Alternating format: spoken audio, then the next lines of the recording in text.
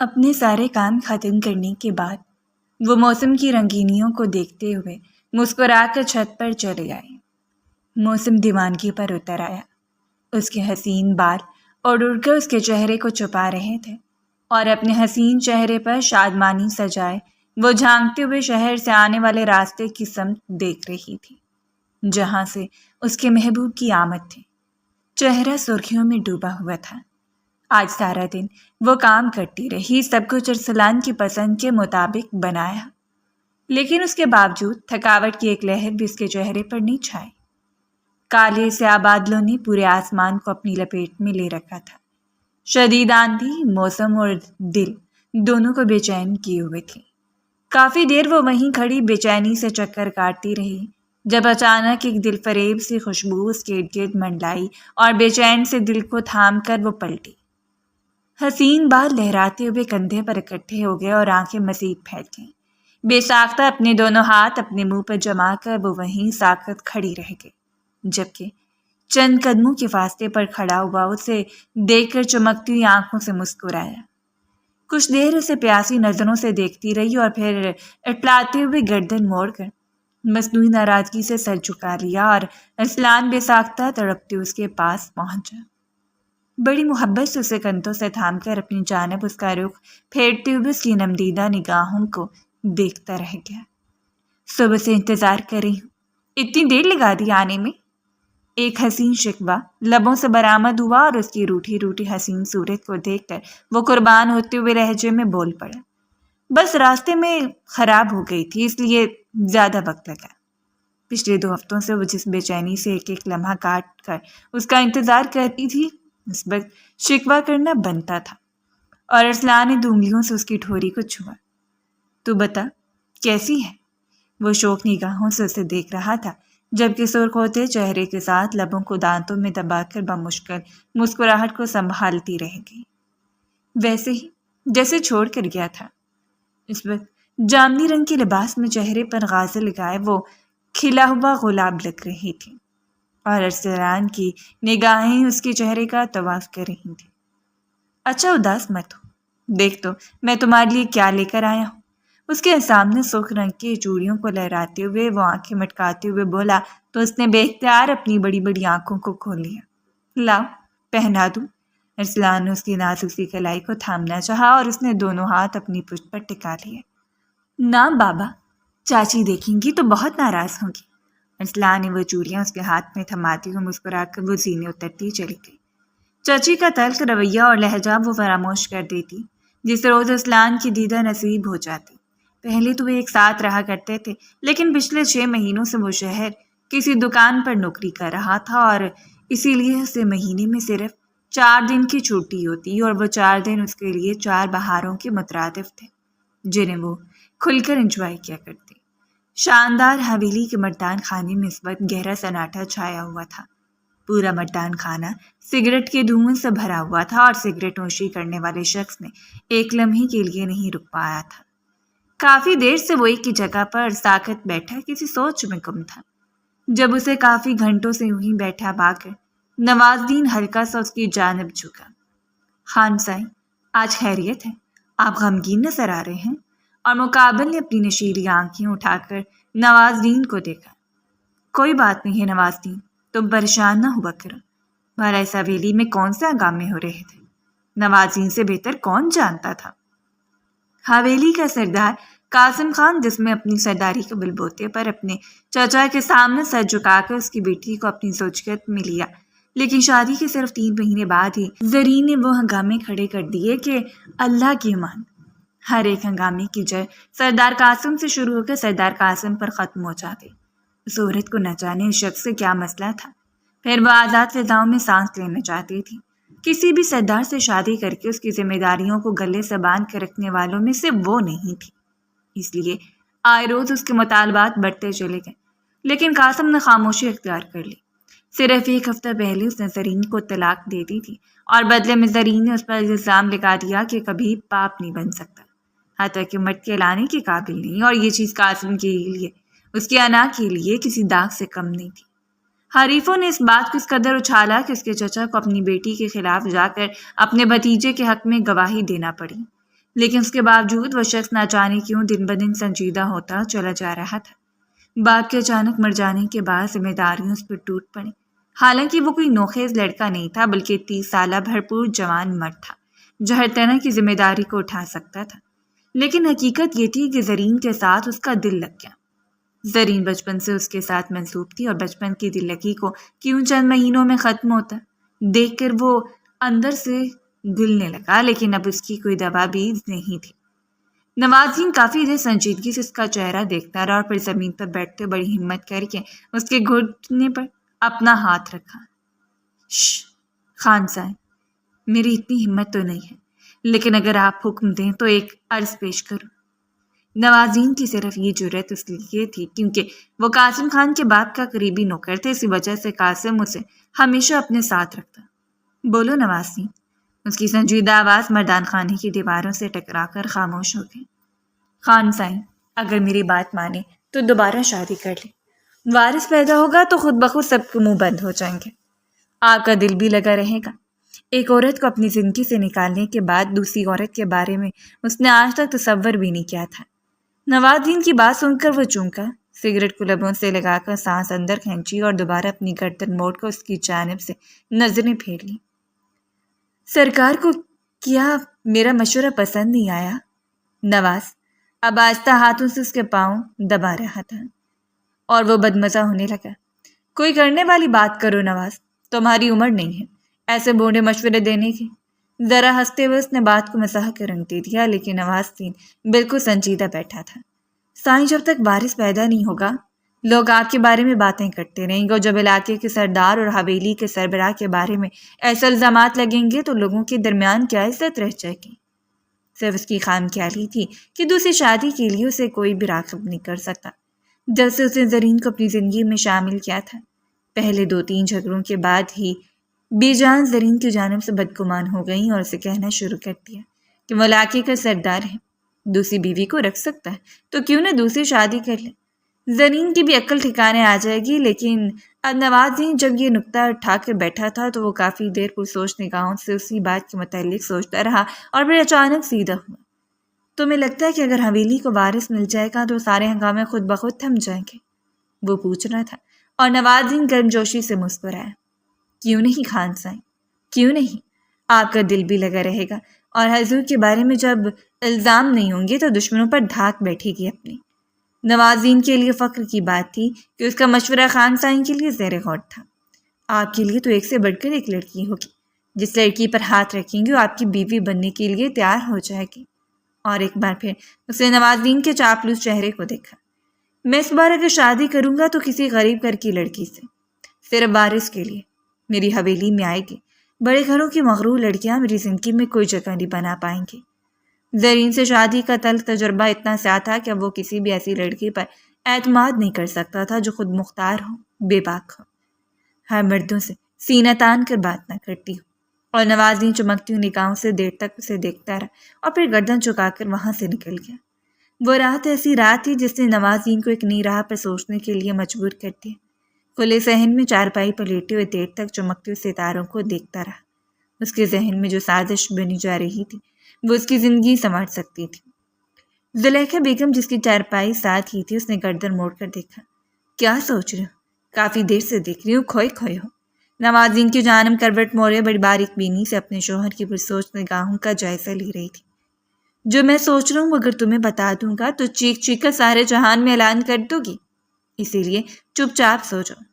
نوازین کی کھردری آواز نے فضا میں پھیلے ہوئے سکوت کو توڑا اور دانت پیس کر منہ میں بڑبڑاتے ہوئے زلیخا کروٹ بدل کر آنکھوں پر ہاتھ رکھ گئی۔ لیکن اس میں جو کچھ نوازین نے سوچا تھا وہ کچھ ایسا تھا جو کسی کی زندگی کی پوری ہستی ہلا سکتا تھا اور کسی کی زندگی کو سنوار سکتا تھا۔ لیکن دونوں صورتوں میں مفاد صرف اور صرف نوازین کا تھا۔ اگلے آنے والے 1-2 دنوں تک اس بات پر مکمل خاموشی چھائی رہی۔ ارسلان ڈرائیونگ بھی کر سکتا تھا، اس لیے شاہسائی کا ڈرائیور گھر گیا ہوا تھا اور شاہسائی نے اسے 2 دنوں کے لیے اپنی حویلی میں روک لیا۔ اس روز بھی وہ شہر سے معاملات نمٹانے کے بعد سفید شلوار قمیص میں کندھے پر شال رکھے شاندار پرسنالٹی کے ساتھ ڈیرے پر موجود تھا اور یہاں پر کچھ کاغذات دے کر حویلی واپس لوٹنے کا ارادہ تھا۔ جب موقع محل دیکھتے ہوئے نوازین نے پھر قریب جا کر اسی بات کا تذکرہ چھیڑا۔ خان سائیں، پھر کیا سوچا جی آپ نے؟ جس ناچیز نے بات آپ کی گوش گزار کی تھی، صرف خان دلاور علی خان کی وجہ سے نوازین کو اتنی حیثیت حاصل تھی کہ وہ کبھی بھی قاسم سے کوئی بھی بات پوچھ سکتا تھا، ورنہ ملازمین کی تو جان جاتی تھی اس سے۔ اس کی شخصیت ہی کچھ ایسی تھی کہ دیکھنے والے پر دھاک بیٹھ جاتی۔ روب و دبدبا اور مردانہ وجاہت میں بھی وہ اپنا کوئی ثانی نہیں رکھتا تھا۔ میں نے تمہاری بات کے متعلق سوچا تھا اور بی جان سے بھی بات کی تھی۔ ٹھیک کہتے ہو تم، بڑے پرسکون انداز میں سربراہی کرسی کی پشت پر ٹیک لگاتے ہوئے ٹانگ پر ٹانگ چڑھا گیا اور لپک کر آگے بڑھتے ہوئے نواز ایک بار پھر اس کے قدموں میں بیٹھ گیا۔ خان صاحب، اگر آپ کو لڑکی کی تلاش ہو تو اگر اس قابل سمجھے تو ایک حل ہے میرے پاس۔ اور اس روز اس نے سردار قاسم کے سامنے ایسا حل پیش کیا کہ وہ کچھ دیر تک حیران ہوتی نگاہوں سے اسے دیکھتا رہ گیا۔ تمہاری بھتیجی؟ اس کے آواز میں مکمل حیرانگی چھائی ہوئی تھی۔ جی، میرے بڑے بھائی ضیاء، کیونکہ یتیم بچی جو پچھلے 2 سال سے میرے گھر رہ رہی ہے، اگر آپ چاہیں گے تو ساری زندگی آپ کی غلامی کرے گی۔ بس اس قابل سمجھ لیجیے کہ اس کے وطن سے آپ کو وارث پیدا ہو۔ قاسم کافی دیر اس کے چہرے کو دیکھتا رہا اور پھر اپنے بالوں کو سلجھاتے ہوئے بولا، ٹھیک ہے نوازی، تم اپنی بھتیجی سے بات کر لینا۔ میں چاہتا ہوں کہ لڑکی کی مکمل رضامندی شامل ہو اس میں، اور اس کے بدلے جو تمہاری خدمت کی جا سکے گی وہ بھی کر دوں گا۔ بتاؤ کیا چاہتے ہو تم؟ جیسے قاسم سمجھ چکا تھا کہ اس کی دی گئی اتنی بڑی قربانی سے مطلب نہیں ہے، وہ جس طرح اس کے ارد گرد منڈلاتے ہوئے اسے اپنی بھتیجی کی پیشکش کر رہا تھا، اس کے پیچھے بھی گہرا لالچ چھپا ہوا تھا۔ سرکار نوکر کو شرمندہ کر رہے ہیں، میں بھلا آپ سے کیا چاہوں گا؟ ہاں، اگر ممکن ہو سکے تو میرے بیٹے کو اس کی مرضی کا کوئی اچھا سا کاروبار بنا کر دے دے، اور جن زمینوں پر میں کاشتکاری کرتا ہوں مجھے دے دیجیے۔ غریب پر احسان ہوگا آپ کا۔ ہاتھ جوڑ کر سر جھکاتے ہوئے نہ مانگتے مانگتے بھی بہت کچھ مانگ گیا، اور قاسم مبہم سا مسکرایا۔ ٹھیک ہے، تم اپنی بھتیجی سے اس کی رضامندی چاہنا، میں بی جان سے بھی بات کروں گا اور اس کے بعد جو فیصلہ ہوا تو میں بتا دوں گا۔ سنہری چڑیا کسے کہتے ہیں اس روز نوازین کو معلوم ہوا تھا۔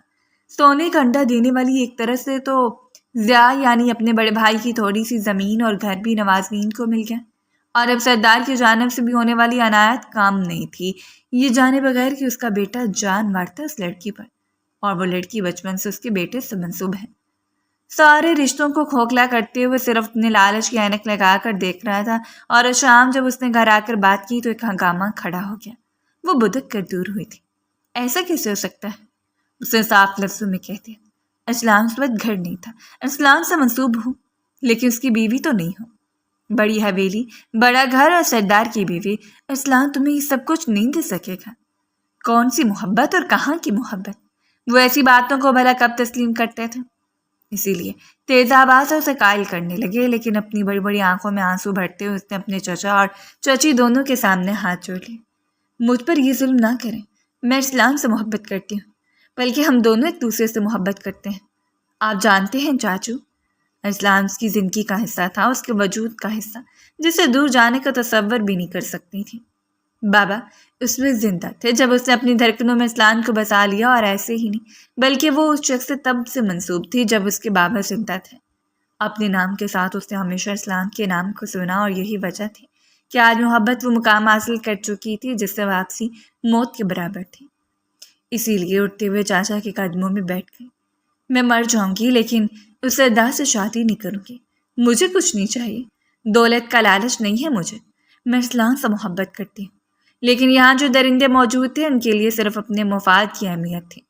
اگلی صبح چچا نے یہ بات جب اسلام کے کانوں میں ڈالی تو وہ بھی اسی طرح دھاڑتے ان کے گلے پڑ گیا۔ آپ ایسا کیسے کر سکتے ہیں؟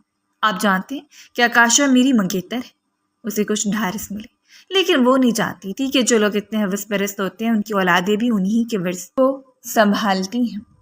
اسے یقین تھا ارسلان ایسا کبھی نہیں ہونے دے گا، لیکن جب ارسلان چچا کے ساتھ کھیتوں سے واپس آیا تو اس کا موڈ کچھ بدلا ہوا تھا، لبوں پر ایک گہری چپ تھی۔ وہ چھت پر اس کے کمرے میں چلے گئے۔ ارسلان، تم نے بات کی، انہیں سمجھایا کہ ہم ایک دوسرے کے بغیر نہیں رہ سکتے؟ سرخوتی آنکھوں کے ساتھ بڑی بےتابی سے پوچھ رہی تھی، اور ارسلان ایک نظر سے دیکھا اور پھر سر جھکا لیا۔ بہت سمجھایا میں نے ابا کو سمجھایا لیکن وہ نہیں مانتا۔ میں نے تمہارے بغیر نہیں جی سکتی، میں تم سے محبت کرتی ہوں، چلو ہم دونوں ایک دوسرے کی رضامندی سے نکاح کر لیتے ہیں۔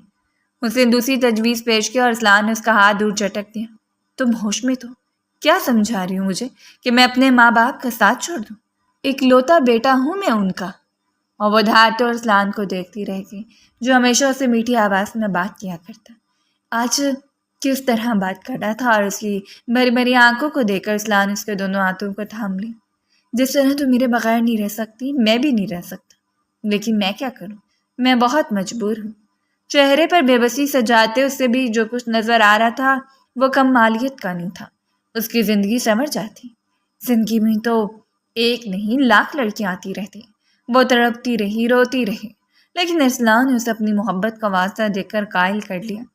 صرف میری خاطر مان جاؤ، ورنہ ابا کو سردار نے دھمکی دی ہے کہ مجھے جان سے مار ڈالے گا۔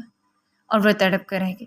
میں کسی اور کی بیوی نہیں بن سکتی، کسی اور کے بستر پر کیسے جا سکتی ہوں، کسی اور کی اولاد کیسے پال سکتی ہوں؟ اسلان کو دیکھتے ہوئے چیخ پڑی تھی اور اس نے آگے بڑھ کر اسے خود میں سمیٹ لیا۔ میرے پاس اس کا ایک حل ہے، اگر تم مان جاؤ گی تو ہم دوبارہ مل جائیں گے، صرف چند مہینوں کی بات ہے۔ پر وہ بے قراری سے اسے دیکھتی رہی۔ دو طرفہ چال چلتے ہوئے شخص نے ایسا کھیل کھیلا کہ سام بھی مر گیا اور لاٹھی بھی نہیں ٹوٹی۔ وہ جو کچھ چاہتا تھا وہ بھی اسے مل گیا۔ آکاشا بھی شادی کے لیے مان گئی اور آکاشا سے دوبارہ لوٹ کر بھی مل جاتی۔ فائدہ ہی فائدہ، ہر طرف سے تو گویا لاٹری ہی نکل آئی۔ سارے معاملات باہر طے پا گئے۔ وہ نہیں جانتے تھے کہ کب کیا ہو رہا ہے، بس اس نے جو سوگ دل سے لگایا اسی سوگ کے ساتھ شام سردار قاسم علی خان کی دلہن بنی۔ زندگی میں پہلی بار شاید اس نے اتنا مہنگا لباس پہنا تھا۔ بیوٹیشن نے مہارت سے اسے تیار کیا اور بڑی شال کو کندھوں پر رکھ کر جالی دار دوپٹے میں اتنی حسین لگ رہی تھی کہ جو بھی اسے دیکھتا رشک سے دیکھتا رہ جاتا۔ سردار قاسم علی خان کا کوئی عام نام نہیں تھا۔ لاکھوں لڑکیوں کے دل اس شخص کے لیے دھڑکتے تھے۔ جو بات کرتا تھا تو لوگوں کو ٹھہر کر سننا پڑتی، لیکن شاید محبت اور رشتے کے معاملے میں خدا نے اسے بد نصیب بنایا تھا۔ جو خالی آنکھوں والی دلہن جو اس کے نام ہو رہی تھی اپنے دل میں اسلان کا سوگ بٹھائے بیٹھی تھی۔ قاضی صاحب نے نکاح شروع کیا۔ اس نے ایک بار بھی مڑ کر سردار کا چہرہ نہیں دیکھا جو شاندار ڈریسنگ میں ہر دل پر اپنی دھاک بٹھائے بیٹھا تھا۔ وہ پلکیں اٹھا کر دور کھڑے مسکراتے اور اسلان کو دیکھتی رہ گئی۔ کوئی کیسے مسکرا سکتا ہے؟ محبوب سے بچھڑ گئے، وہ سمجھ نہیں پا رہی تھی۔ اس کا دل پھٹا جا رہا تھا تو اسلان اتنا مطمئن کیوں تھا؟ لیکن جو وعدہ وہ شخص کے ساتھ کر چکی تھی اسے ہر صورت نبھانا تھا۔ خدا نے ہم لڑکیوں کے دل اسی طرح بنائے ہیں، یوں لگتا ہے جیسے جب محبت سے دل لبریز ہوتا ہے تب عقل خود بخود نکل جاتی ہے، تب کچھ بھی سمجھ نہیں آتا۔ ہمیں یوں لگتا ہے کہ محبوب جو کہہ رہا ہے وہی لوہے پر لکیر ہے۔ ہم اپنی عزت نفس، اپنی زندگی کی ہر خوشی اسی ایک شخص کے لیے قربان کر دیتے ہیں جو خود غرضی میں اپنا کوئی ثانی نہیں رکھتا، اور اس نے بھی ایسا کیا تھا۔ ایک بار پھر حویلی کو سجایا گیا، بڑے شاندار طریقے سے اس کا نکاح کیا گیا اور اس کے نکاح میں اس کے چچا نے بھی شرکت کی۔ وہ بھلا اسے کیسے چھوڑ سکتا تھا؟ اس کا بھتیجا تھا اور علاقے کا سردار بھی۔ تاہم زرین اور اس کی ماں تو اپنی مغروری اور تکبر میں لپٹے ہوئے تھے۔ زرین طلاق کے فوراً بعد اسلام آباد چلی گئی۔ وہ انہیں آزاد فضاؤں کی باسی تھی اور انہیں میں پھرپھرانا چاہتی تھی۔ شاید زندگی میں پہلی بار اس نے اتنا شاندار کمرہ دیکھا۔ اتنا بڑا کمرہ تھا جس میں رکھی گئی ہر چیز اس کی حیثیت سے بڑھ کر تھی۔ چچی اسے ہر موسم کی صرف 3 سوٹ بنا کر دیتی تھی۔ اس پر کیا گیا ہر احسان گن گن کر یاد رکھتی۔ سارا دن ملازمہ کی طرح کام کرتی، لیکن پھر بھی ہر شام اس کی تزدید اور کبھی کبھار تو مار پیٹ سے بھی گریز نہیں کرتی تھی۔ لیکن اس نے اسلان کے لیے سب کچھ برداشت کیا، لیکن یہاں جس طرح ملازمات اس کے گرد منڈلا رہی تھیں بار بار سے سردار بی بی کہا جا رہا تھا، لیکن اس کے باوجود کچھ بھی اس کے دل پر اثر انداز نہیں ہو رہا تھا۔ وہ بس طاقت پلکوں کے ساتھ اپنے دھڑکتے دل کو سنبھالے بیٹھی تھی جب کمرے کا دروازہ کھلا، پورے ٹھار سے شخص اندر داخل ہوا۔ اپنے بستر پر بیٹھی معصوم سی حسین دلہن کو دیکھ کر اپنی پشت پر ہاتھ باندھے مضبوط قدم اٹھاتا اس کے قریب آیا اور بیڈ کے قریب آ کر نرمی سے سلام کیا۔ لیکن وہ یوں ہی بیٹھی رہی، نہ ہی اس کے انداز میں کوئی فرق آیا اور نہ ہی اس نے پلکیں اٹھا کر اسے دیکھا، جبکہ اسے یوں دیکھنے کے بعد اس کے قریب ٹک گیا۔ اتنی تو مغروری ہونی چاہیے، اتنی نزاکت اور مغروری تو سردار کی بیوی پر جچتی ہے۔ ذرا سا مسکراتے ہوئے ٹھہر جانے والے لہجے میں کہہ رہا تھا اور بے ساختہ اسے پلکیں موڑ کر اسے دیکھنا پڑا اور کچھ لمحوں کے لیے ساکت رہ گئی۔ اسلام جیسے اس کے سامنے کچھ نہیں تھا۔ وہ سرخ و سفید رنگ تراشیدہ داڑھی، سلیقے سے بنایا گیا بال، کسرتی وجود، چوڑا سینہ اور لبوں پر ہلکی سی مسکراہٹ۔ سگریٹ نوشی کی وجہ سے سیاہ مائل ہو چکے تھے، لیکن آنکھوں کی چمک مقابل کی نظروں کو چندھا دینے والی تھی۔ سردار کی بیگم نہیں، بلکہ سردار کی سرخوری غلام۔ کاردار لہجے میں اس نے سردار قاسم علی خان کو بابر کروایا تو وہ ذرا سا مسکرایا۔ سردار اپنی عزتوں کو غلامی نہیں بلکہ سرداری سکھاتے ہیں۔ وہ اس کے حسین اور جاذب نظر چہرے کو دیکھ رہا تھا۔ زرین بھی بلا شبہ خوبصورت تھی، لیکن سامنے بیٹھی ہوئی لڑکی سے اس کا کوئی جوڑ ہی نہیں تھا۔ معصوم سا چہرہ، بڑی بڑی آنکھیں جن میں گہری سنجیدگی چھائی ہوئی تھی، اور افسردہ سا حسن۔ اس وقت وہ سمجھ نہیں پایا کہ آخر اس افسردگی کی وجہ کیا ہے۔ مجھے کوئی شوق نہیں ہے آپ کے گھر میں سرداری کرنے کا، سردار بیگم بننے کا، انگلی اٹھا کر سردار کے سامنے کہہ رہی تھی، اور آنکھوں سے بختیار دو آنسو ٹوٹ کر رخساروں پر بہہ نکلے۔ وہ بے یقین سے اسے دیکھ کر رہ گیا، اور پھر اگلی لمحے اس کی انگلی کو نزاکت سے تھام کر اس کی پشت پر ٹکاتے اسے قریب کر گیا۔ سامنے بیٹھی ہوئی لڑکی کو لگا جیسے اس کا دل اچھل کر حلق میں آ گیا۔ اس کے علاوہ لرزتے ہوئے اور بے اختیار قاسم کے سینے پر ہاتھ رکھتے ہوئے وہ فاصلہ قائم کرنے لگی۔ دور دور رہے مجھ سے، خدا کا واسطہ آپ کو۔ اپنے لڑکھڑاتے ہوئے لہجے میں وہ منت کر رہی تھی، اور قاسم نے آج تک زبردستی کسی کو اپنے قریب نہیں کیا تھا، سو چھوڑ دیا، اور پھر جھک کر اس کے رخساروں پر بہتے آنسوؤں کو لبوں سے چن کر دور ہوئے۔ ہماری قربت کے لیے اگر تم دل سے تیار نہیں ہو تو زبردستی نہیں کی جائے گی تم پر، لیکن مجھے یقین ہے بہت جلد اس دوری کو ختم کر دیا جائے گا۔ وہ اس لڑکی کو یہاں وارث کے لیے لے کر آیا تھا، لیکن حقیقت یہ تھی کہ نکاح کے بعد اس کی بیوی تھی، اور وہ اچھی طرح جانتا تھا کہ اس پر حق رکھتی ہے، سو اسے بھی وہی عزت اور مقام دیا جاتا جو آج سے پہلے زرین کو حاصل تھا، اس کے دل میں بھی اور حویلی میں بھی۔ علاقے کے سردار اگر اپنی بیوی سے انصاف نہ کر پائے تو پھر سرداری کیسی؟ جبکہ اس شاندار سے مرد کو خود سے دور ہوتا دیکھ کر بے یقینی اور حیرت سے دیکھتی رہی، اور پھر جلدی سے فرار حاصل کرنے کے بعد اپنا روسی لباس سنبھال کر اتری اور چینج کرنے چلی گئی۔ جس میں وہ چینج کر کے آئی، قاسم بیڈ کی دوسری جانب آنکھوں پر ہاتھ رکھے سو رہا تھا، اور ایک نظر اس پر ڈالے بیڈ کے کونے میں وہ سمٹ کر سو گئی۔ سونے سے پہلے اس نے خود کو اچھی طرح کمفرٹر سے چھپا لیا۔ آنسو ٹوٹتے اس کے اور رخساروں پر بہتے چلے گئے۔ ارسلان ایک ایسا خواب تھا جو جھاگ کی طرح ہوا میں تحلیل ہو گیا۔ وہی ہوا جس کا ڈر تھا، وہ کسی اور کے نام کر دی گئی، کسی ایسے شخص کے نام جیسے اپنی بیوی اور حویلی کی سردارنی سمجھتا تھا۔ اگلی صبح وہ بیدار ہوئی تو قاسم آئینے کے سامنے کھڑا اپنے بال بنا رہا تھا۔ شاندار ڈریسنگ میں وہ شاید کہیں جانے کے لیے تیار تھا۔ اپنے دوپٹے کو سر پر لیتے خاموشی سے اٹھی اور فریش ہونے کے لیے سائڈ سے گزر کر جانے لگی، جب قاسم نے اس کا ہاتھ تھام کر اسے اپنے قریب کھینچا اور لڑکھڑاتی اس کے سینے سے آ لگی۔ باہر بی جان ہماری منتظر ہے ناشتے کے لیے، وہ نہیں جانتی کہ ہم دونوں کے درمیان کوئی تعلق قائم ہوا ہے یا نہیں، لیکن میں چاہتا ہوں کہ کمرے کی بات کمرے تک محدود رہے۔ وہ اسے کیا سمجھانا چاہ رہا تھا وہ سمجھ رہی تھی، اور نظر جھکا کر ہاں میں گردن لاتے اسے دور ہونے لگی، لیکن مقابل کی گرفت اتنی سخت تھی کہ دیر تک اس کے سینے میں سمٹی کھڑی رہی۔ دونوں کی دھڑکنیں ایک دوسرے کو واضح معلوم ہو رہی تھی۔ بہت معصوم ہو تم، عمر کتنی ہے تمہاری؟ 22 سال، بے تحاشا چہرے کی سرخ رنگت کے ساتھ اس نے آہستگی سے کہا، اور قاسم نے مسکراتے ہوئے اسے چھوڑ دیا۔ دونوں کی عمر میں بھی اچھا خاصا فرق تھا، لیکن اپنی نفاست، نزاکت اور جسمانی ساخت کی وجہ سے وہ بمشکل 18 برس کے دکھائی دے رہے تھے۔ کچھ دیر کے بعد وہ فریش ہو کر باہر آئی۔ فیروزی رنگ کے کامدار لباس میں اس کا سراپا جچ رہا تھا۔ گیلے بالوں کو پشت پر ڈالے آئینے کے سامنے آ کر کھڑی ہو گئی، جبکہ صوفے پر سگریٹ سلگا کر بیٹھے ہوئے شخص بڑی جذبے سے اس کا جائزہ لے رہا تھا۔ اسے مکمل نظر انداز کیا، اپنے کامتے ہاتھوں کے ساتھ خود کو تیار کرنے لگی۔ صرف اس کی نظروں کا اثر تھا کہ ہلکا پھلکا تیار ہو کر جلدی سے اپنے دوپٹے کو سلیقے سے لے کر پلٹی، اور وہ جو تھوڑا سا دور بیٹھا تھا چل کر اس کے قریب آیا اور نزاکت سے اس کے ہاتھ کو اپنے ہاتھ میں تھام لیا۔ اسے پہلو سے لگا کر چلتے ہوئے اس کے دل کو دھڑکانے کا سبب تو بن رہا تھا، لیکن شاید کبھی ایسا ممکن ہو کہ وہ خود کو اس شخص کے وجود کا حصہ سمجھے۔ باہر قاسم کی موجودگی میں اسے اچھی خاصی عزت سے نوازا گیا۔ بی بی جان نے آہستہ آہستہ سے حویلی کی ذمہ داریوں کے بارے میں بتایا، ملازمین کا تعارف کروایا، اور ساتھ ساتھ قاسم کے متعلق بھی بتاتی جا رہی تھی، جبکہ چہرے پر مسکراہٹ سجائے وہ چمکتی ہوئی نظروں سے ان کی باتوں کو سنتا مسکراتا جا رہا تھا۔ اپنا ناشتہ مکمل کرنے کے بعد وہ ضروری کام کا کہہ کر حویلی سے نکل گیا، اور کچھ دیر میں بی جان کے پاس بیٹھنے کے بعد وہ کمرے میں آ گئی۔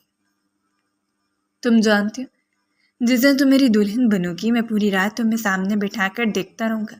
तब तुम्हें नाम से नहीं बल्कि मिसेज अरसलान कहकर पुकारूंगा। अच्छा लगेगा मुझे। वो दोनों मंडेर पर बैठकर एक दूसरे को देख रहे थे जब अरसलान की बातों पर खौफजदा होकर वो उसके कंधे पर किसी चपेट लगा गई। चुप हो जा अरसलान, बस कर दो। उसके चेहरे की सुर्ख रंगत और धड़कनों का शोर बता रहा था कि ये बातें कितनी जानलेवा है, जबकि अरसलान उसे खींच कर अपने करीब कर लिया। जितना भी शर्माना है शर्मा लो। शादी के बाद शर्माने का मौका दिए बगैर तुम्हें अपने करीब और काम तौबा। अरसलान के लबों उस पर रखकर वो अपनी आंखों को बड़ा करते उसे देखती रह गई। खाली नजर उठाकर उसने आईने में देखा, कुछ भी नहीं था सिवाय चंद हसीन यादों के अलावा कुछ भी नहीं था। वो खाली दामन खड़ी खुद को आईने में देख रही थी। न जाने मुकद्दर ने उसके लिए ठीक फैसला किया था या नहीं, लेकिन कातबे तकदीर के फैसलों को मान लेने वाले कभी रुस्वा नहीं हुआ करते। बस अब जरूरी था कि वो उस फैसले को मान लेती।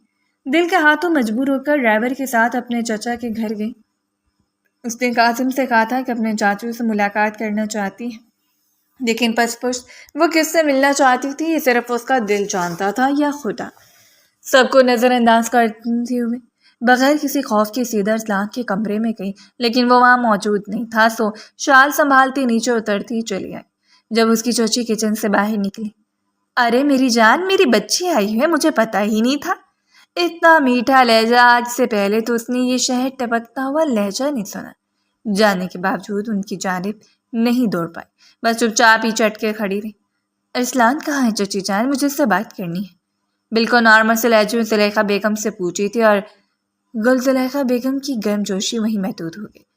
अरसलान तो शहर गया है ना, नया कारोबार शुरू कर रहा है, खैर से अब कम आना जाना होगा गाँव में। चाची ने जिस तरह चलते हुए कहा था वो हैरत ज़दा रह गई। अरसलान नया कारोबार शुरू कर रहा था, शहर वापस चला गया, लेकिन उसे मालूम ही नहीं था। कारोबार? कौन सा कारोबार? उसने दोबारा पूछ लिया। वही कपड़े का बड़ा कारोबार जो शुरू से उसकी ख्वाहिश थी, वही शुरू कर। अब सारा काम अपना होगा। यानी अरसलान के पास एक ही रात में इतनी रकम आ गई कि अपना कारोबार शुरू कर रहा था। वो कारोबार जिसकी उस सब ने तो देख सकता था, लेकिन आने वाली 10 साल जिंदगी में भी कभी इसकी तकमील नहीं कर सकता था। उस रोज वो लाख सवालों के साथ उस घर से निकली।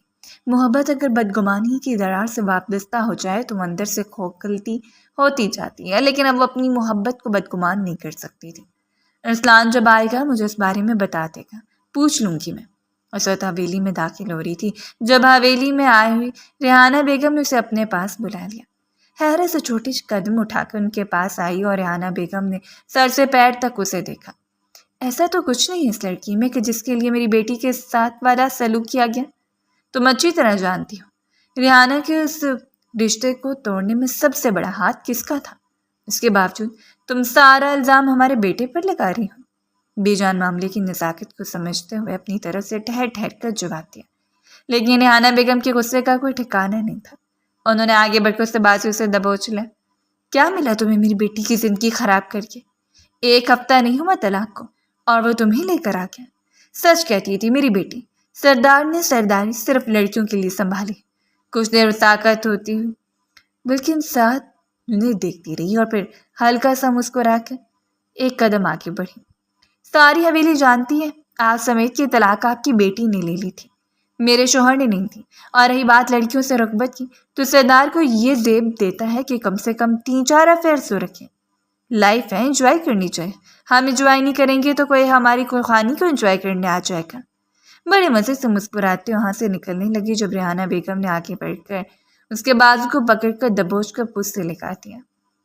कल की आई हुई लड़की अब मुझे समझाएगी कि घर और घरदारी क्या होता है, घर को कैसे संभालना चाहिए।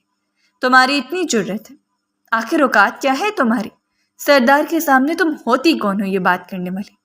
रेहाना बेगम का गुस्सा सिर्फ ये नहीं था, बल्कि जो नफरत बयान करना चाहती थी वही कर रही थी। उसके मुंह को दबोचकर उन्होंने उसकी आंखों में देखकर और गराते हुए उसे उसकी औकात याद करवा दी। खबरदार, आज के बाद मुझसे बात इस तरह मत करना, वरना इस घर से निकालने में तुम्हें एक लम्हा नहीं लगाऊंगी। बेजान आगे बढ़कर उसे छुड़वाती रह गई, लेकिन रेहाना बेगम का गुस्सा 7वें आसमान को छू रहा था। इससे पहले कि वो कुछ और कहती, दाखिली दरवाजे से सरदार अंदर दाखिल हुआ और एक लम्हे के लिए सब कुछ साकत रह गया।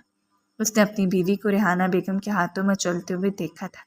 مضبوط قدم اٹھاتے ان کی جانب بڑھا اور بڑے حق سے اس کے بازو پکڑ کر اسے اپنے ساتھ لگا لیا۔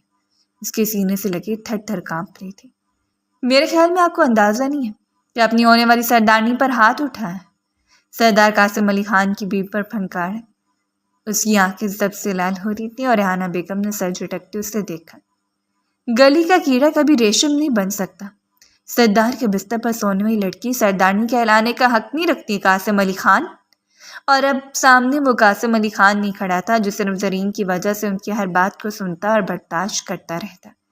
خبردار، یہ میری بیوی ہے آکاشا علی خان، اور اگر کسی نے میری بیوی کی جانب میری آنکھ سے دیکھنے کی کوشش کی تو میں اس کی آنکھیں پھوڑ کر رکھ دوں گا، یاد رکھیے گا۔ وہ دھاڑا تو حویلی کے در و دیوار سے اہم کے بڑے حق سے اسے اپنے ساتھ لگاتے ہوئے اپنے کمرے میں لے کر آیا اور پھر اس کا چہرہ اپنے جانب موڑ لیا۔ بہت معذرت چاہتا ہوں چاچی جان کے رویے کی وجہ سے۔ اس بار اس کا ٹھہر جانے والا لہجہ جتنا دھیما تھا کہ پہلے سے اس کے لہجے کی دھار سن کر کانپ رہی تھی، اب نہ بے وجہ اس سے دور ہو کر مچل اٹھی۔ یہ سب کچھ آپ سے شادی کرنے کا نتیجہ ہے۔ آپ میری زندگی برباد کر کے مجھ پر مسلط ہوتے اور نہ ہی مجھے بار بار میری اوقات یاد کروائی جاتی۔ وہ بات کرتے رو رہی تھی اور قاسم اس کے حسین چہرے کو دیکھ رہا تھا۔ میں اپنی زندگی میں بہت خوش تھی، تب تک آپ میرے پاس نہیں تھے۔ بہت مطمئن زندگی گزار رہی قاسم علی خان۔ وہ بھی انسان تھا، آج تک جسے سر پر بٹھانے کی بات کی وہ اس کے آستین کا سانپ بن گیا، اور لڑکی اس سے اتنا ڈرنے کے باوجود اسی پر الزامات کر رہی تھی۔ میں نے شادی تمہاری رضامندی سے کی، تم نے رضامند ہو کر اپنے چچا کو زبان دی تھی اور تبھی میں نے تم سے نکاح کیا۔ اس کے بدلے میں تمہارے کزن نے مجھ سے کاروبار کی قیمت لی۔ تمہارے چچا نے زمینیں اپنے نام کروائیں، اور کیا چاہیے تھا تم لوگوں کو؟ ابھی کچھ انکشافات باقی تھے جو اس کے کانوں تک نہیں پہنچے اس کی ہستی کو ہلانے کے لیے۔ جھوٹ بول رہے ہیں آپ، ایسا نہیں ہو سکتا، میرے کزن نے آپ سے کچھ بھی نہیں لیا۔ وہ صاف انکار کرتے ہوئے 2 قدم پیچھے ہٹی اور قاسم علی خان نے اسے کمر سے تھام کر اپنے قریب کر لیا۔ اس کی گرم سانسیں مقابل کے چہرے پر پڑ رہی تھیں۔ جا کر پوچھو اپنے چچا سے، جا کر پوچھو ارسلان سے، سردار قاسم علی خان جھوٹ نہیں بولتا۔ اسے سلگا کر چھوڑتے اس کی پوری ہستی کو ہلا چکا تھا۔ فرش پہ بیٹھ کر گھٹنوں پر سرکتے ہوئے بلک بلک کر رو پڑی۔ یہ بات بھلا تسلیم کرنے کی قابل تھی کہ ارسلان نے اس کی محبت کی رقم وصول کی ہو۔ اس رات کا سارا مزہ اس کی آنکھوں کے سامنے گھومنے لگا۔ وہ کیسے اسے قائل کہہ رہا تھا، یہ شادی تمہارے لیے ضروری ہے، میری خاطر کر لو، تمہیں میری محبت کا واسطہ۔ اور وہ بہک گئی تھی۔ اور پھر اس کی وہ تجویز، رہ رہ کر اسے یہ سب کچھ یاد آ رہا تھا اور بس روتی ہی چلی جا رہی تھی۔ نہ جانے کتنا وقت ہو گیا اسے نہیں معلوم، بس بکھرے بالوں کے ساتھ اپنی آنکھوں کی سرخی کو چھپائے روتی رہی۔ نہ جانے کتنے گھنٹوں کے بعد وہ آیا اور جیسے اپنے کمرے میں داخل ہوا سے فرش پر بیٹھ کر روتا ہوا پایا تو تیزی سے اس کی جانب بڑھا۔ آکاشا، تم رو رہی ہو؟ اس کا نڈھال سا وجود ریزہ ہو چکا تھا۔ کیا تمہیں میری کسی بات نے ہرٹ کی ہے؟ آکاشا اس کے چہرے کو اپنے ہاتھوں کے بارے میں پوچھ رہا تھا اور وہ سر اٹھا کر اس شخص کو دیکھتی رہ گئی۔ اس لمحے دونوں ایک ہی کشتی کے مسافر لگ رہے تھے۔ اس نے محبت کی، لیکن محبت کے بدلے میں اسے کیا ملا؟ کچھ بھی نہیں۔ اور گھر سے رقم دے کر اس شخص نے ایک بار پھر اپنا ہم سفر چننا چاہا تھا جو عزت دار ہو، جو اسے محبت کرنا جانتا، لیکن بدلے میں اسے کیا ملا؟ کچھ بھی نہیں، اذیت اور بس اذیت۔ اسے اپنے سینے سے لگایا، اس کے بالوں میں انگلیاں چلا رہا تھا۔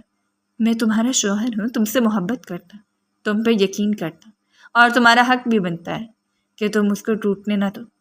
آج پہلی بار بھی عزیز اس کے کندھے پر سر رکھے پرسکون ہو کر آنکھیں بند کیے ہوئے تھے۔ اللہ نے حلال رشتوں میں بڑی کشش رکھی ہے۔ پہلی بار سردار قاسم علی خان کی قربت میں آ کر اس کے لیے وبال جان بنتی جا رہی تھی۔ مقابل نے اس کی نمدیدہ نگاہوں پر اپنے لب باری باری ٹکائے اور پھر اس کا سرخ گلنار چہرہ دیکھا۔ اگر تمہارے پاس کوئی نہیں ہے تو آنکھیں کھول کر دیکھو، تمہارے پاس سردار قاسم علی خان ہے، کیا اس سے بھی بڑھ کر تمہیں کچھ چاہیے؟ اور پہلی بار وہ موزن شخص کے سامنے شرمندہ ہو رہی تھی۔ اس نے چپ نظروں کو چکا لیا اور مقابل نے جھکتے ہوئے اپنے لب اس کے لبوں سے جوڑ لیے۔ آہستہ آہستہ اپنے وجود کی پیاس اس کے وجود سے بجھاتا چلا جا رہا تھا۔ وہ بھلا کیسے بھول سکتی تھی کہ اس شخص کا اسے کتنا گہرا رشتہ ہے؟ پروردگار نے اسے اس معصوم سی لڑکی کا محافظ بنایا ہے، تو وہ کیسے خود کو اس کی حفاظت میں نہ دیتی؟ دونوں نے ایک دوسرے کے لبوں سے سارے باتیں اور قسمیں چن کر اپنے دل میں جذب کر لیے۔ وہ صرف ایک رات کا واقعہ نہیں تھا، بلکہ آنے والے ہر دن میں شاندار ثمرتیں ثابت کر دیا کہ مردانگی اور محبت دو الگ چیزیں ہیں۔ ضروری نہیں کہ جو محبت کر سکتے اس میں مردانگی بھی ہو۔ اسے اپنی بیوی سمجھتے اس نے اسے عزت و احترام سے نوازا تھا کہ جیسے پوری حویلی اس کے سامنے سرنگوں ہو جائے۔ اسے محبت سے سمیٹ لینا جانتا تھا، اسے منانا جانتا تھا، اور اسے سردار بیوی بنا کر اپنے سارے یقین ارمان کو اس کے کندھوں پر لادنا جانتا تھا۔ اور یہی تو محبت کا آغاز ہوتا ہے، ایک ایسی محبت جو یقین سے بنی ہو۔ لیکن کوئی نہیں جانتا تھا کہ محبت اس قدر کھوکھلی ہو جائے گی۔ اس نے اپنے چچا کے گھر جانا ترک کر دیا، اور دوسری جانب ارسلان کی بےقراری بڑھتی جا رہی تھی۔ جو لڑکی مکمل طور پر اس کے قبضے میں تھی، اس کے لیے سونے کی چڑیا ثابت ہونے والی تھی، وہ سردار قاسم علی خان کی بن کر رہ جائے اسے منظور تھا؟ ہرگز نہیں۔ اس کے ماں باپ گھر آ کر بتاتے اس کی شان و شوکت، اس کے مرتبے کے بارے میں، تو وہ حیران و پریشان اپنے ہاتھ ملتا رہ جاتا۔ اس نے ہر ممکن کوشش کر لی کسی طرح بھی اس لڑکی کو ایک بار پھر قائل کر لے کہ اسے اکیلے ملنے کے لیے آئے، اسے وہ قسمیں آباد یاد دلائے جو شاید سردار قاسم علی خان کی ہمراہی میں بھول چکی تھی۔ وہ دن بھی ایک ایسا ہی دن تھا۔ سردار گھر پر نہیں تھا اور اس کی طبیعت کافی خراب تھی، اور کسی پر یقین کرنے کی بجائے بی بیگم نے اسے نوازین کے ساتھ کلینک بھیج دیا۔ کچھ ٹیسٹ ہوئے، ڈاکٹر امری نے اس کا مکمل چیک اپ کیا اور خوشخبری سنائی کہ وہ ماں بننے والی ہے۔ وہ ساکت بیٹھی رہ گئی، اس کی بڑی بڑی آنکھوں میں اب نمی اتری، اسے اندازہ ہی نہیں ہوا۔ گلنار چہرے کے ساتھ مسکراتے اس نے سر جھکا لیا۔ اس کے شوہر کا وہ خواب پورا ہونے والا تھا جو اس کی زندگی کو نامکمل کیے ہوئے تھا۔ وہ حویلی واپس لوٹنے سے پہلے بھی جان کے گئے علاقوں نے بتایا کہ وہ ماں بننے والی ہے۔ سردار قاسم علی خان باپ بننے والا ہے۔ حویلی میں جشن کا سما تھا۔ ہر ملازم کو اتنا نوازا گیا تھا کہ خوش ہو جائے، اور پورے علاقے میں مٹھائی بانٹی گئی، اور اسی شام ارسلان کو بھی حقیقت کر لوں گا تو ساکت بیٹھا رہ گیا۔ ابا، تجھے سننے میں غلطی ہوئی ہوگی، ایسا کیسے ہو سکتا ہے؟ اس کی بے یقینی کی انتہا نہیں تھی، اور نوازین نے جھڑک کر اسے دیکھا۔ خبردار، اپنے دل میں اب کوئی مرض نہ پال لینا، وہ سردار کی بیوی اور اس کے بچے کی ماں بننے والی ہے۔ اگر سردار کو ذرا بھی بھنک لگ گئی تمہارے ارادوں کے بارے میں تو تمہیں کچا چبا جائے گا۔ اور اپنے سامنے پڑی ہوئی روٹی کو دور دھکیل کر وہ بھر چارپائی سے اترا۔ ایسے کیسے؟ میری محبت تھی، وہ مجھ سے محبت کرتی ہے۔ سردار چاہے جتنی بھی سرداریاں کر لے اسے، لیکن وہ ارسلان کو کبھی نہیں بھول پائے گی۔ یہ کوئی بات ہی کرنے والی، اور وہ اس بات کو تسلیم کر سکتا تھا کہ آکاشا اسے بھول جائے گی؟ ہرگز نہیں۔ اس نے جو کچھ کیا تھا، لیکن آج کے دور میں کوئی بھی اپنی غلطی تسلیم نہیں کرتا۔ اس کے اندر ایک آگ جل رہی تھی، جبکہ دوسری جانب اس نے مسکرا کر سر جھکاتے سردار کو بتایا تو بے یقین کھڑا رہ گیا۔ تم سچ کہہ رہی ہو؟ میری طرف دیکھو جانا، مجھے دیکھو۔ پہلی بار اس نے سردار قاسم علی خان کو کمزور پڑتے دیکھا تھا، اور پھر اس کی آنکھوں سے اترنے والے آنسو۔ میں سوچ بھی نہیں سکتا تھا کہ خدا مجھ پر اتنا مہربان ہوگا، اور اس نے سردار کے دونوں ہاتھوں کو تھام کر ان پر سر رکھا۔ پر خدا مہربان کیوں نہ ہوتا، وہ تو نیتوں سے واقف ہے، اور بڑی محبت سے اسے خود میں سموتے اس کے نقشوں پر اپنے لب رکھتا چلا گیا۔ وہ لڑکی اس کی زندگی میں بہار بن کر بکھ رہی تھی، جیسے وہ کبھی فراموش نہیں کر سکتا تھا۔ اس کی زندگی کی قیمتی اثاثہ تھی۔ اسے لگا اس کی زندگی مکمل ہو گئی، اب صرف سکون اور سکون کا بسیرا ہے۔ لیکن اس روز اپنے کمرے میں آنے والے ارسلان کو دیکھ کر جلدی سے بیڈ سے اتری۔ تم میرے کمرے میں کیسے؟ حویلی میں داخل ہو کر سیدھا اس کے کمرے میں آنا یہ کوئی بائیں ہاتھ کا کھیل نہیں تھا۔ ضرور کسی ملازم کے ذریعے یہاں تک پہنچا۔ ارسلان نے آگے بڑھ کر اس کے دونوں کندھوں کو تھام لی۔ تم مجھ سے پوچھ رہی ہو کیا دولت نے تمہارے دل سے محبت کو ختم کر دیا؟ میں سوچ بھی نہیں سکتا تھا تم مجھے بھول جاؤ گی۔ مجھے آکاشا؟ بالکل اسی طرح جیسے میں سوچ نہیں سکتی تھی کہ تم میری محبت کا سودا لگاؤ گے۔ تو میری نظروں میں گر چکے ارسلان، ابھی اسی وقت جاؤ یہاں سے، اس سے پہلے کہ سردار آ کر تمہارا گلا کاٹ دیں۔ اور اپنے سامنے پنکارتی لڑکی کو گردن سے دبوچ کر اس نے دیوار سے لگا دیا۔ سردار میرا گلا دبوچے گا یا تمہارا، جو اسے دھوکہ دیتی رہی، جو کسی اور کی محبت کو دل میں سمیٹ کر اس کے بستر میں رہی، اور آج اگر میں مروں گا تو تمہاری اصلیت بھی کھول کر جاؤں گا سردار کے سامنے۔ وہی زہریلا ماضی جو اس کے سامنے سینہ تان کر کھڑا تھا۔ تم ایسا کچھ نہیں کرو گے ارسلان، نکل جاؤ میرے کمرے سے، میری زندگی سے، اور بخش دو میرے وجود کو۔ یہ میں تمہارے سامنے ہاتھ جوڑتی ہوں، وہ پھنکارتے ہوئے کہہ گئی۔ وہ نہیں جانتی تھی کوئی سازش ہے، اسے صرف قاسم کی زندگی سے نکالنے کے لیے ڈرامہ رچایا جا رہا ہے۔ بس اس وقت اسلان کی بتحاشا قریب کھڑی تھی جب ریحانہ بیگم کمرے کا دروازہ کھول کر اندر داخل ہوئی، اور اندر داخل ہوتے انہوں نے ہنگامہ کھڑا کر دیا۔ یہ ہے حقیقت سردار کی بیوی کی، ہمارے سر پر بٹھانے چلا تھا، لڑکی نے خود ہی اسے قدموں میں دھکیل دیا۔ ارے میں جانتی ہوں 2 ٹکے کی لڑکیوں کو، ان کی اتنی اوقات ہی نہیں ہوتی۔ انہوں نے سمجھاتی رہ گئی کہ ایسا کچھ نہیں ہے، اس نے شخص کو نہیں بلایا، یہ خود کمرے میں داخل ہوا ہے۔ لیکن ریحانہ بیگم یہ تسلیم کر سکتی تھی۔ یہ ہنگامہ اتنا بڑھا کہ سردار قاسم کو مردان خانے سے اٹھ کر آنا پڑا۔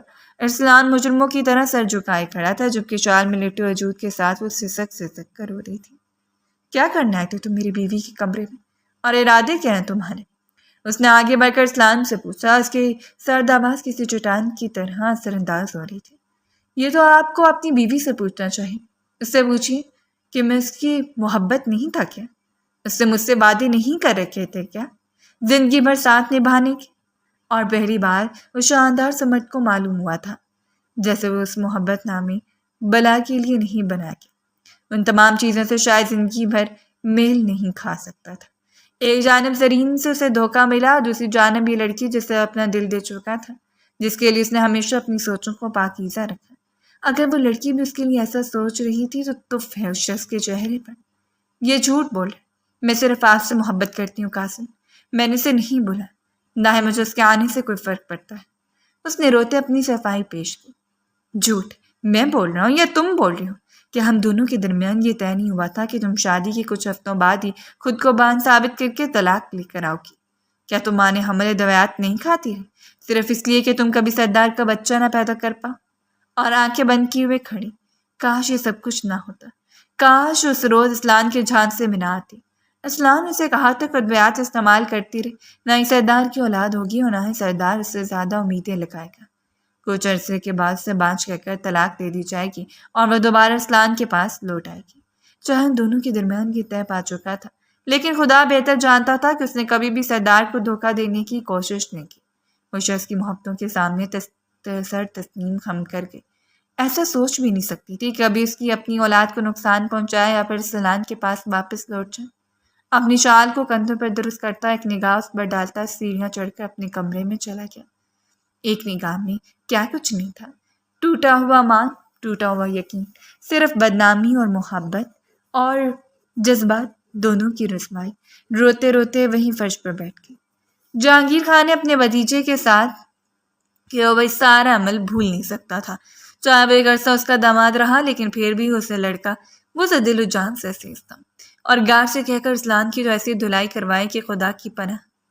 سارے جرم تسلیم کرنے کے بعد اس نے معافی مانگنا شروع کر دی، جب اسے لگا کہ اب صرف موت کے علاوہ اسے ان لوگوں سے کوئی نہیں بچا سکتا، اور پھر کہنے پر ہی انہیں معافی دے دی گئی۔ اس نے اپنے دروازے کو بند کر دیا تھا، کافی دیر دروازے پر دستک دیتی رہی، رو رو کر التجا کرتی رہی، لیکن جب سامنے سے کوئی جواب نہیں آیا تب اسے اپنے وجود کو سنبھال کر دوسرے کمرے میں چلی گئی۔ فرش پر بیٹھ کر مسلسل روتی اپنی گزری زندگی کو سوچ رہی تھی۔ اس نے ایسا تو کبھی نہیں چاہا تھا کہ محبت کرنے والا شخص اسے روٹھ جائے، بدگمان ہو جائے۔ اذیت اور صرف بے پناہ رہنے والی اذیت تھی جس کا کوئی چارہ نہیں تھا۔ فجر تک وہ بار بار اس کے دروازے پر جاتی رہی، منت کرتی رہی، التجا کرتی رہی، اور بالآخر شخص نے دروازہ کھول دیا۔ ایک دم میں اس کے سینے سے لگتے پھوٹ پھوٹ کر رو پڑی۔ میں اس محبت کے جھانسے میں ڈوبی ہوئی تھی سردار، جس محبت میں مجھے بیچ دیا، جس کے سامنے میری کوئی حیثیت ہی نہیں تھی، لیکن اس بات کا ادراک مجھے بہت دیر سے ہوا۔ میں قسم کھا کر کہتی ہوں میں نے آپ کو دھوکہ دینے کی کوشش نہیں کی۔ جب سے آپ کے نکاح میں آئی ہوں ارسلان کے بارے میں نہیں سوچا۔ میں نے ایک روز بھی ایسا نہیں چاہا کہ آپ کی اولاد میرے بطن سے پیدا نہ ہو۔ میں نے ادویات ہی استعمال نہیں کی۔ میں خدا کو حاضر نظر جان کر کہتی ہوں۔ اور وہ بس چپ چاپ کھڑا رہا۔ اس کی خاموشی کو محسوس کرتے جھک کر اس کے قدموں میں بیٹھنے لگی اور مقابل باختیار پیچھے ہٹا اسے بازو میں تھام لیا۔ تم جانتی کہ میں رات بھر کیا سوچ رہا ہوں؟ یہی کہ محبت کے معاملے میں بہت بد نصیب ہوں۔ شاید زندگی بھر مجھے محبت راس نہیں آئے گی۔ میں زرین کو کر محبت نہیں دے پایا تو میں نے اسے عزت دی، اسے خود کو میری نظروں میں گرا دیا، لیکن میں نے پھر بھی اسے اپنی بیوی سمجھا۔ اس کی ہر درمی پر بھی اپنے سر کو جھکائے رکھا۔ وہ اس کے سامنے بے بس کھڑا تھا اور اس کی بے بسی پر کامتی ہوئی لڑکی بس آنسو بہاتی جا رہی تھی۔ میں نے اپنے یقین اور اپنے مان کو تم سے منسوب کر لیا ہے، سوچ کر کہ سارا جہاں مجھے دھوکہ دے سکتا ہے لیکن تم نہیں دے سکتی۔ اور تم نے کیا کیا؟ وہی سب دہراتے؟ نہیں خان صاحب، میں اپنے بچے کی قسم کھا کر کہتی ہوں، میرا یقین کر لیجیے۔ اگر محبت کر لی تو ایک بار یقین کر کے تو دیکھ لیں۔ لیکن یقین اتنا آسان نہیں تھا۔ اگلے آنے والے کتنے دنوں میں اسے ناراض پڑتا رہا۔ شاید افسوس تھا اسے، بے تہا افسوس، اور افسوس کسی نہیں ہوتا۔ ہر وہ دل جو سینے میں دھڑکتا ہے ایسی واردات کا شکار ہو کر افسوس زیادہ رہ جاتا ہے، سو وہ بھی تھا۔ اس نے ایک بار پھر کوشش ترک نہیں کی، اسے منانے کی، اسے یقین دلانے کی کہ محبت سے لبریز ہے۔ اس کا دل صرف قاسم علی خان کے نام پر دھڑکتا ہے۔ اس دن بھی وہ جرگے سے واپس آیا، اسے نظر انداز کر کے صوفے پر بیٹھا تھا جب مرجھائی ہوئی رنگت کے ساتھ سے دیکھتے ہوئے وہ آ کر اس کی گود میں سر رکھ گئی۔ مقابل نے نرمی سے اپنی انگلیاں اس کے بالوں میں چلانا شروع کر دی، جو کہ اس کا دل فریب کام تھا۔ اس لڑکی کے لمبے تراشیدہ بال سے بہت اچھے لگتے تھے اور وہ ہمیشہ انہیں الجھایا کرتا۔ کب معاف کر دیں گے مجھے؟ میں آپ کے بغیر مر جاؤں گی تب؟ اور قاسم نے اپنی انگلیاں اس کے لبوں پر روک لی۔ تمہیں لگتا ہے کہ تم میں خود سے دور کر چکا؟ نہیں، بلکہ مجھے لگتا ہے کہ آپ نے مجھ سے خود سے محروم کر دیا۔ اس کی بے قراری اور رونے پر ذرا دل فریبی سے مسکرایا۔ وعدہ کرتی ہوں کہ آج کے بعد تمہارے دل میں کوئی بھی محبت سر اٹھانے کی کوشش کرے گی تو تم سب سے پہلے مجھے آگاہ کرو گی۔ وہ وعدہ لے رہا تھا اور اس نے اس کے ہاتھ پر ہاتھ رکھنے کی بجائے اپنا سر رکھ۔ جس روز میں آپ سے دغا کروں اسی روز مر جاؤں۔ اتنا تو حق بنتا تھا کہ وہ سردارنی اپنے سردار کے لیے مر جاتی، اسے وعدہ خلافی نہ کرتی، اسے خود سے محروم نہ کرتی۔ اتنا تو حق بنتا تھا کہ اپنے دل کو محبت سے لبریز کر دیتی، جو دل قاسم علی خان کے نام ہو چکا تھا، جو اسے دیوانگی کی حد تک چاہتا تھا۔ اور قاسم نے اسے اپنے ساتھ ٹکاتے اس کے ماتھے پر لب رکھ دی۔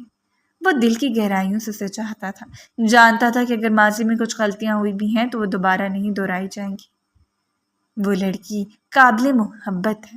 ہر بار اگر عورت معاف کر دیتی ہے تو کبھی کبھی مرد کبھی حق بنتا ہے کہ اپنی دل کو بڑا کر لے، اپنی پسندیدہ عورت کے سر جھکانے پر اس کی غلطی کو تسلیم کر کے اسے سینے سے لگا لے، کیونکہ عورت ناقص العقل ہے۔